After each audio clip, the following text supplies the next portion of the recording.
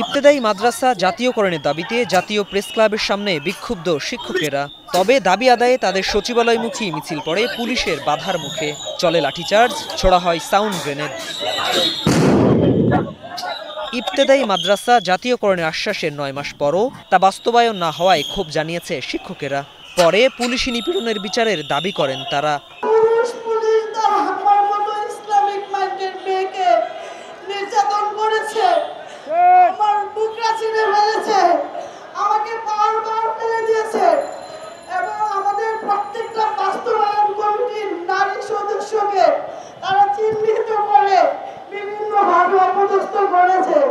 প্রায় ৪০ বছর অতিবাহিত হয়ে গেল, এই ইবতেদায়ী শিক্ষকদেরকে জাতীয়করণ তো দূরের কথা, এমপিও তো দূরের কথা, রাষ্ট্রীয়ভাবে শিক্ষক পেশার সম্মানটাও পর্যন্ত রাষ্ট্রীয় থেকে স্বীকৃতি দেওয়া হয় নাই। আন্দোলনরত শিক্ষকদের সঙ্গে একত্র জানান এনসিপি নেতারা।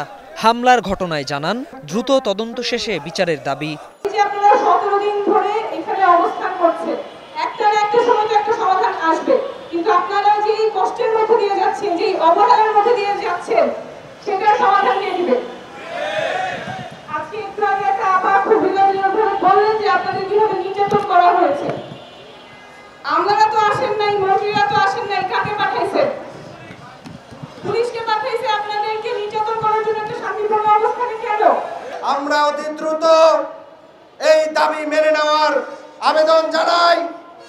আপনারা জানেন, জাতীয় নাগরিক পার্টি আত্মপ্রকাশের পর থেকে শিক্ষকদের আন্দোলন, শ্রমিকদের অধিকার, রাষ্ট্রের নাগরিকদের অধিকার প্রত্যেকটি জায়গায় রাজপথে সোচ্চার ছিল।